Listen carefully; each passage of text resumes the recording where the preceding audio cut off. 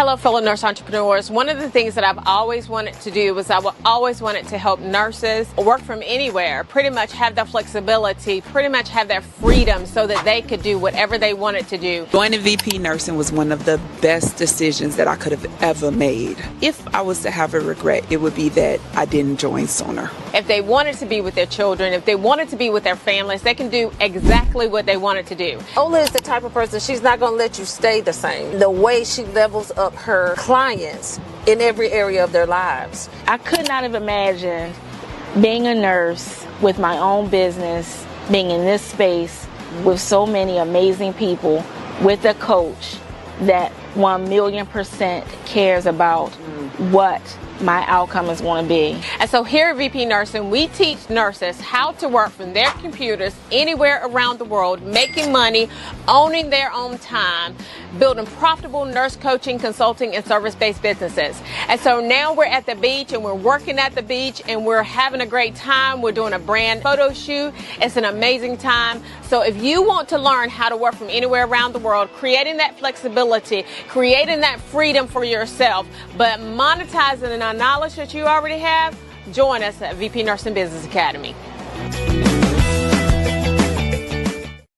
Good morning. Good morning. So, listen, I just want everybody to know this is take number 2, okay? But we push through as entrepreneurs. So this morning we have Dr. Hortense. So Dr. Hortense came to us. The way that we met each other is at one of our fellow friends, Tammy Lewis, was at one of our events. And anyway, we came to the event and there was a person that was being very insensitive to her as a person at the time, right? It was a lot going on. And Dr. Hortense was like a blocker. And that was like, for me, that was like, okay, I think that she knows how to build an empire. Because a lot of times what happens is we get into our feelings and they get in the way.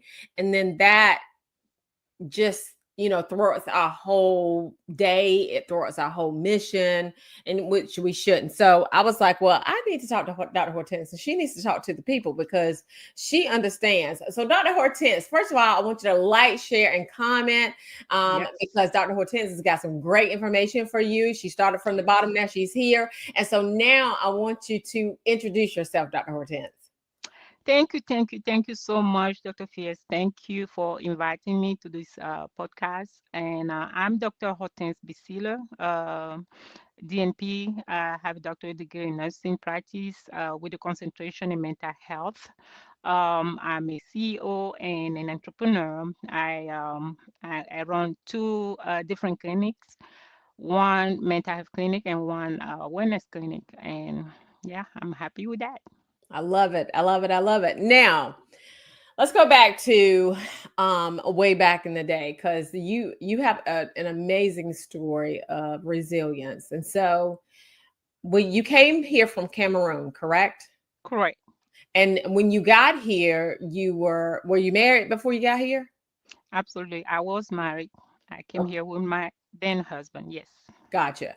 And so then did you become a nurse initially, or did you tell us a little bit about like the sequence of events? Did he, because y'all eventually divorced, but Correct. were you a nurse when you divorced? Yes, I was a nurse when I divorced. It was 2 years into my nursing career. I'm from a healthcare family, so when I immigrated here, I had a bachelor degree in microbiology. So I actually worked as a microbiologist for a few years, and I decided to go into nursing. So Gotcha. And so when he left, you had 4 kids, correct? correct. And so what were the ages at that time? They were young. My oldest at the time was 10 years old and down to my 3 years old baby boy. So yes. Gotcha. So tell me a little bit about did you see the divorce coming? Were you prepared at all for it, or what happened? No, I wasn't prepared. I was born in a family where marriage is like you stay in marriage. So if it was up to me, I wouldn't have left the marriage, but I think life just happened, and we went our separate ways, and I became a single mom raising the 4 children that we had. So. Gotcha, gotcha, gotcha, gotcha. And so tell me a little bit now when your marriage ended and you went through, like, what was one of the things that went through your mind on that first night, like after the marriage ended?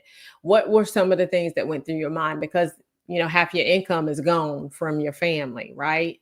Mhm. So, what were some of the things, and you have 4 children to support? What were some of the things that went through your mind? That is a life event, and it's traumatic, you know. So when it happened, it's traumatic. So I went through a period of depression. Um, but I have to pull myself up. So when you are depressed and you are by yourself, it's different. But when you are depressed in that situation, I had 4 kids, so I had to make a decision whether to sink with 4 minor children or to stay afloat to be able to raise those kids appropriately. So if I choose to sing, I would take 4 or so with me. And at that time, I said, no, that cannot happen. It's not just going to be me. It will be me and 4 souls that I God love has blessed me with. So I had to make the decision to stay afloat and start, changing things around. I love that. I love that Hmm. because, I always say that abundance is a decision. Hmm. Like you just have to decide that you're not going to be broke. You have to decide that it's not going to happen for you. And once you make that decision, then it's game over. Because that decision literally changes. And I always say that, poverty is the price that we pay for the lack of execution. So you decided that, I'm just not going to, I'm not going to be in this space where I'm going to lack execution. So I love that. I love that. Hmm. Now, when you were being brought up, because I was brought up in a very much the same way, right? That, once you got married, you were always married. My parents were married for 52 years, right? Before my father passed away. What in that, like, how did you see yourself moving forward, even, with that? Like, how did you see how that was gonna, did that make you, it influenced you to stay longer, obviously, right? Hmm. But did you endure some things that you probably shouldn't have endured because of the fact that you felt like you should have stayed? Absolutely, absolutely. And I had hope that it will get better. So that's when you find yourself in that situation and then you don't want to give up, you always have that hope that it's going to get better. I want to stay married. I want to, to have that life that was given to me by my parents. So you want to give that life to your kids, but things happen, life happen, and you find yourself in a situation where, okay, all right, it is what it is, and at this point there's nothing I can do anymore. I'll just have to take it like it is. But it fueled my desire to become successful.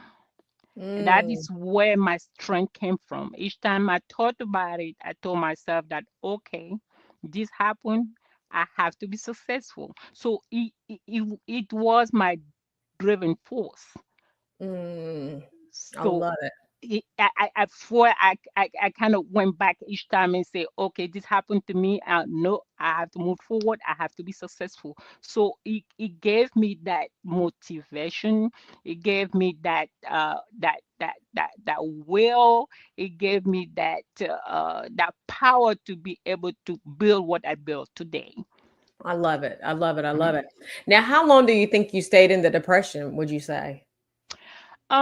It was very difficult because you go from, like you said earlier, you go from 2 incomes to 1 income, so you have to readjust your life, and and readjust in the sense that you don't hold on to things. You have to let things go in order to create a new life for yourself. And at that point, I have to let things go, the materialistic thing, that we had together, and kind of create that single life for for you and your children, and a life that you will be able to sustain. So you have to let go of certain things. You have to reframe your mind. You have to change the way you think, the way you view things. And you on a survival mode. So what do I need to survive? What it is that I need to do to be afloat? So you kind of reframe your whole entire life. But it was pretty quick. It was pretty quick. Yeah, I would say it took about a year to not to bounce back, but to find the direction into which I wanted my life to go. I love that because it took, which I don't, I don't know whether I would say it was depression for me, and maybe it was. Okay, I just never looked at it in that way. But I tell people all the time that once because once my husband left, I cried literally for 2 years, every single solitary night going to bed. And one of the things that I knew or that kept me going was God gives you renewed strength day by day. And I said, if I can just wake up that next morning, I'll be good. And it wasn't really like I liked him. I just like being married. Right. And so, and so what I did was I was like, well, I just need to get up that next day. And then after a while, it just became, but I like what you said. And the reason why, is that, people think that it's just going to happen overnight and that you're not going to have the down spirals, right? You're not going to have the down points in your life. I mean, in business and in life, it's just what it is. You're going to have upsides and you're going to have downsides. The good thing Correct. about an upside is that, you're successful. But the bad thing about a upside is that sometimes that downside is coming afterwards, right? And if Correct. you can just last through the downs, then you're good, right? Yeah. If you can last through the valleys, then you're once you get, because you're going to get to another mountaintop if you don't stop. So I love that. Now Yeah. tell me, when you lost your house, because you lost your house, Hmm. what were some of the things that were going through your mind at that time? Well, I have a job. So I had a job, Mhm. and I'm like, okay, I still have an income. We could start over. Okay, so I have to choose. I have to. So I told my children, I said, okay, we have to make a decision. Either we want to stay in this big old house and crumble and die, or move to a smaller place where we can afford and start over. So we have to make that decision. So we went from a big 5, 6 bedroom house to a little tiny apartment Mm. where we have to love on each other. Okay. At that point, it was difficult. It was really, really difficult. I used to tell my kids, we have to go and rub Peter and pay Paul, rub Peter and pay Paul. They say, what does that mean? I say, we'll go from one bank, get money, put it in another bank, and pay bills. I love it. I love it. I love it. I love it. In order to survive. It's, yeah, we'll have to go and overdraft here, put it in here, pay bills, then come back. I never thought about doing it like that, but hey, Hey, if it hey. worked, you are hilarious. So, Now, tell me, yeah. when you were thinking, because I love that thought process. Mhm. Tell me, what is the lowest financial point where you started to look at money differently? Like, when did you start to look at money differently? Oh, I was low. I was low, and it's funny because I was at a point where I needed help, even the government help. And I remember I went to the food stamp office and cried to get food Mm, stamp. And they look at my income as a nurse. They're like, no, you're not qualified. I said, what does that mean? mm, Not mm. qualified. I, I'm almost homeless. I don't have food. I need something. It took determination. I started going to that office twice a week and just sit there when I'm off. Drop my kids off school, sit in that office every twice a week. You're gonna give me some full time. It's not like I want to be on it forever. I just need some help. They will give me like pantry coupons and all that. That's not enough for me. So one day I sat there. This man just walked towards me and said, "I've been seeing you here for the past 3 weeks." I said, "Yes." And I'll be coming for the next 3 or 4 or whatever until somebody look at me. And he said, "What is your problem?" I said, "I just need food for my kids. I'm having difficulty. I need somebody to help me to go past this stage. I don't want to be on it forever. I'm working on being better. But as I'm working on being better financially, it's hard for me."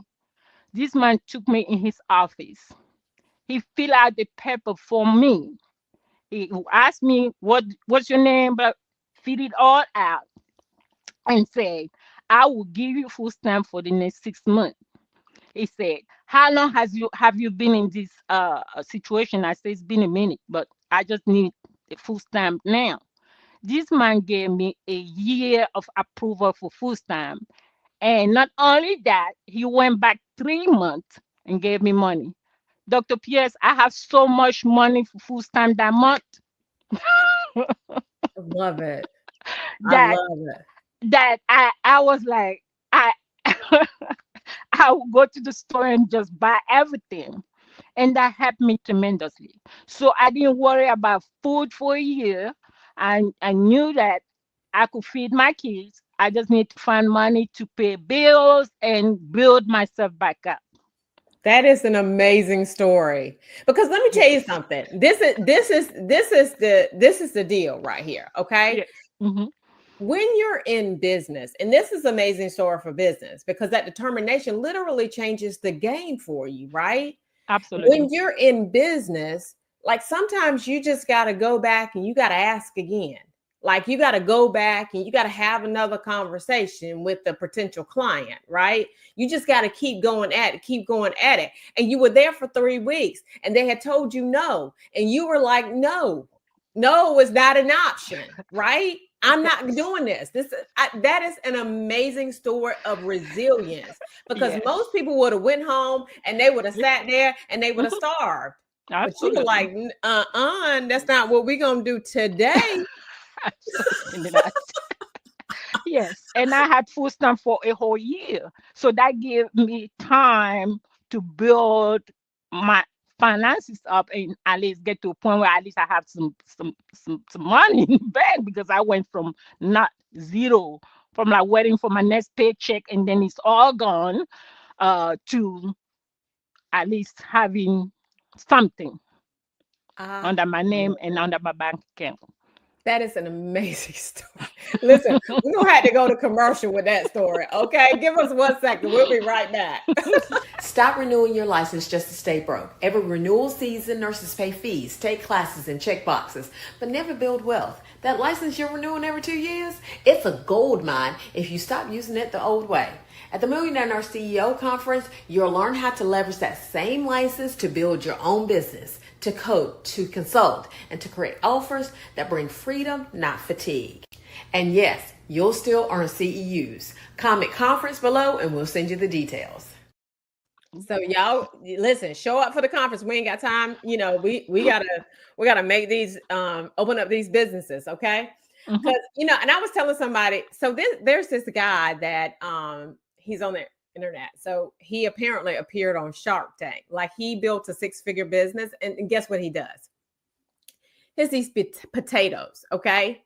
And he writes these little messages on the potato, like in a Sharpie, and he sends the potato to the people and he charges 20 something dollars for it.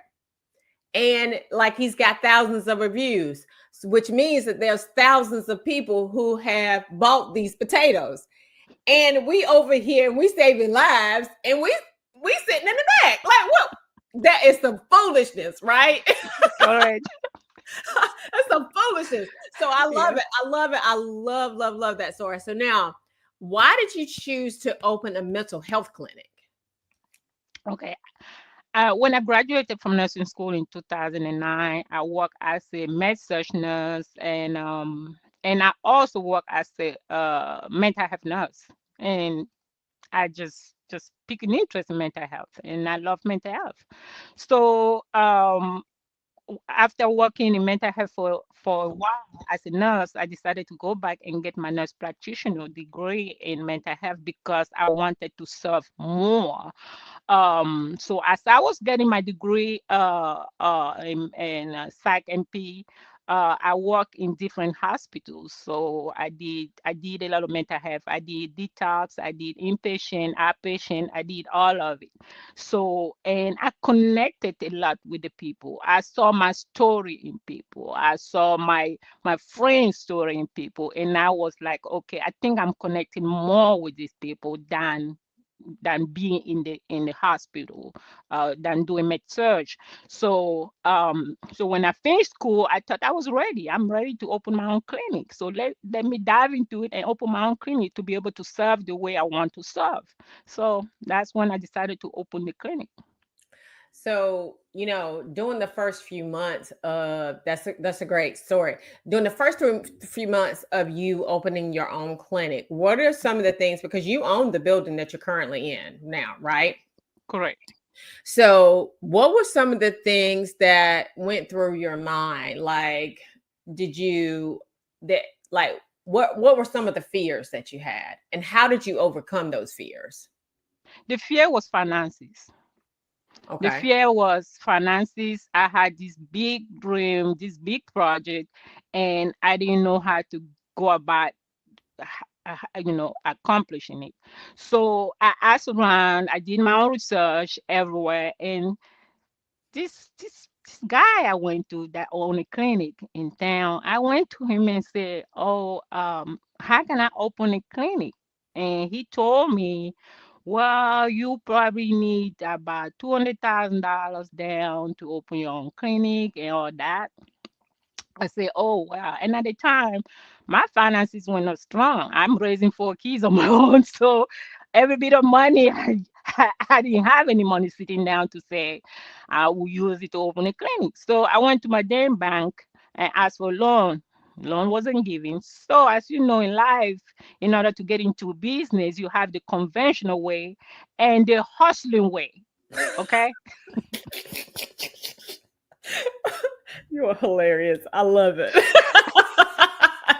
There's So, two ways, people. There's two ways: the conventional way or the hustler way. Either yeah. one of them gonna work. Okay. Where we get the same solid endpoint.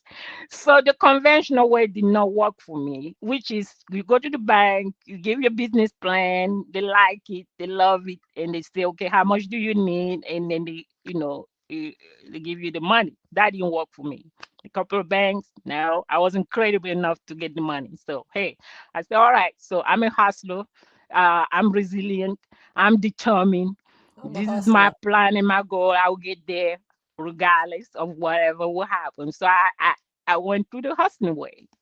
I said, I okay, love I'm a it. nurse. I said, nurse, the good thing about nursing is that you could set goals, you could set plans and go for it and work towards it. So I took a third job. Mind you, at the time I have two. So I took a third one. And that third one was designed to create my business. So every single penny that I got out of that check was going into a business account I love it. I love it. I love it. And you that I decided didn't just to work touch, on that I didn't do anything with it. So I gave me a time frame. By this time in a year, I will be able to open my clinic and I will do whatever it takes to open my clinic. So when people go into business, they have this lavishing way of, I want to rent a big old place and have this. They are no. I went to thrift stores, a Goodwill, secondhand stuff, I love it. just to have what I needed at the time to start my clinic. So at the time I say I don't want a brick and mortar, I can pay for it. That's a lot of expenses. So I Google all right, I want to go to my community. I love my community. There's a need in the community. Let me go to my community. So I started Googling care homes, nursing homes. Hey, what do you think if your mental health provider come to you? You don't need to come to me. I come to you. Don't worry, I got you. What do you think about that? Oh, really? You come to me? Oh, I have 20 patients. I can't take them to the doctor at once. I say, well, I come to you. You don't need to go anywhere. I come to your house and take care of your people. Don't worry about taking them anywhere. They say, really? I say, oh yeah, absolutely. I will do that. Yes, ma'am. And that's how I started going to people, going to I the love it. community I love it. and I love it. I caring for love it. them. And that's how I was able to care for these people in their own home, in their own environment. And it started working. The word started going around. Oh, there's this mental health nurse practitioner that will come to you. You don't need to take your patient to them, to the doctor. She'll come to you and she'll take care of you. So that's how it went. And that's how I built my first client. And after that, I decided to be seeing client in the office. But yeah, that's how I started the I love hustler it. way. So now, what would you tell like a single mother or single nurse? What is what is one thing that you would say to them that could give them motivation or inspiration to just go for it? Regain your power at all time. Do not relinquish your power to anybody. Keep Mm, your power to yourself. As long as you have that power to make your decision to do the things that you want to do, you will be okay. When you give your power to somebody else to dictate what you have to do or not to do, that you're giving your power away. Keep mm. your power at all time and focus. You will make it. I love it. I love it. I love it. Now, tell me this last question. Tell me, well, this last question for this. We got the rapid fire questions. But when did you realize that your company was no longer, it was no longer about survival, but it was about legacy? Oh, it takes time to build a business. It takes time. It's not just you have to be consistent, persistent, resilient, determined, because everything comes at you. You have a lot of challenges, but I look at challenges as a way to learn, as the way to prepare me to the next level, as the way to create more things. So when it comes at me, I look at it not in a negative way, in a very positive manner, because that's the only thing that will carry me to the next level. So it will all come. It's not all going to be good and pretty all the time. So you will have a lot of downfall, but do not sit on those downfalls. Mm, No, you take it and run with it. right.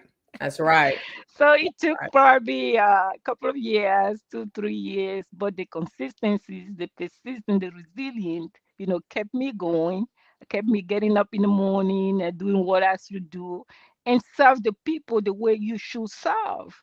Mm, I never did advertise this business. It's just the word, from one person to the other.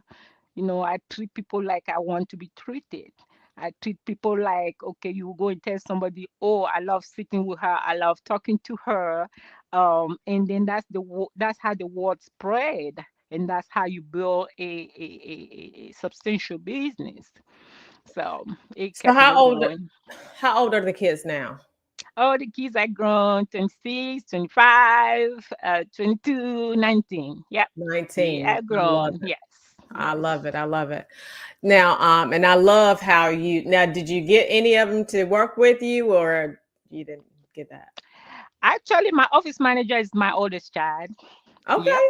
Okay. All right. Well, good. I'm So glad.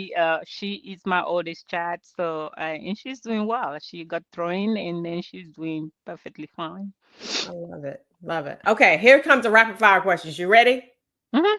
Okay, what has been the most rewarding thing about nursing? The most rewarding mental health is It's the reward, the smile that I see on my patient face. Let me tell you a story. A little story, very quick and short. So I told you earlier that I go to my client, right? So mostly in mental health, people are non-compliant because of their mental status. So a lot of my clients, I give them injection, and I personally go to them and give them the injection. So I had this house that I used to go. I go once a month to give injection, and each time I go, I used to fight with all of them. So I decided to put money to it. So I would change a dollar bill all the time. So once I go there, I say, "Well, you want my dollar? You sit and let me give you a shot." So and they will come and sit and take a shot, and I give them dollar. And everybody now in the house like, "No, I want the shot. Change my medication to the shot because I want that dollar." So and, and one day I went there, and this one of my he told me, he said, "I think you need to add a quarter to that dollars." I said, "I make the price not cheap." They never miss their shot. When they know I'm coming, everybody's sitting there waiting. That smile, that compliance, that it makes my day. And I would just laugh and like, God, thank you for using me to be a vessel to these people. That is hilarious. I'm gonna give you $1 to make you better. Okay, this is for your own benefit. All right, but I'm gonna give you $1. All right, I love Hey, it. these people don't have the money. You know what one of them used to buy with? A What? 2 liter of Coke. And he would say, "I'm going down the street, I'm gonna get my Coke." This is the funniest. This is such a great interview. It's such a great interview. So, what are some of the common misconceptions about nursing? That nurses make a lot of money. Uh, You have to work to make the money. yeah, You have to put in the work. I can't tell you Nurse, the number of times that I've heard nurses say that very same thing. Like, it's crazy. nursing is a very flexible field where you could set goals. If you work hard towards it, you will get it. But if you're a lazy nurse, you won't make money. You will be broke all your life. I love it. You Now, have to be hardworking. what are you reading now? Like, what book are you reading? Oh, I am not actively reading a book right now, but I am taking a lot of classes to empower myself to gain more knowledge in order to step out of where I am right now to go to the next level. So I'm taking a lot of classes that are taking my time in the reading part and gaining the knowledge. So I'm not actively reading any book right now. What you Yeah, reading I'm focusing on getting some knowledge through classes. Gotcha. Mhm. Now, what are some of the biggest lessons that you have learned in business? Keep it small. Mm, Keep it small. When people get into the business, they want to see this big old building, this big office, buy everything new, g- uh, you know, take every loan, and they forget that you getting in there to make money. You're not getting in there to spend that much money. Just get what you need. When I built this business, I went to Goodwills, I went to thrift stores. This desk came from a thrift store. I didn't buy anything new except for the computers, the electronics. So put in mind that you're getting yourself into business to make money, not to make money and use it to pay the bills that you created that could have been avoided. gotcha. Now, who is a leader, living or dead, that you would like to have a conversation with? Maya Angelou. Mm, that's good. That's a good one right there. She was Yeah, incredibly intelligent. What's your yeah. favorite movie? You got to have a favorite movie because you're too funny not to. Like you're Hey, too funny hey, not to. Like you got like the stories that you hey. tell. Do you It's too want funny. do you want to know my favorite movie? I What is just it? wonder like I love watching Pretty Woman. Do you know why? It's Because I want mine to be too. that. I I, love it. I want to be that person that this whoever that is come and rescue me.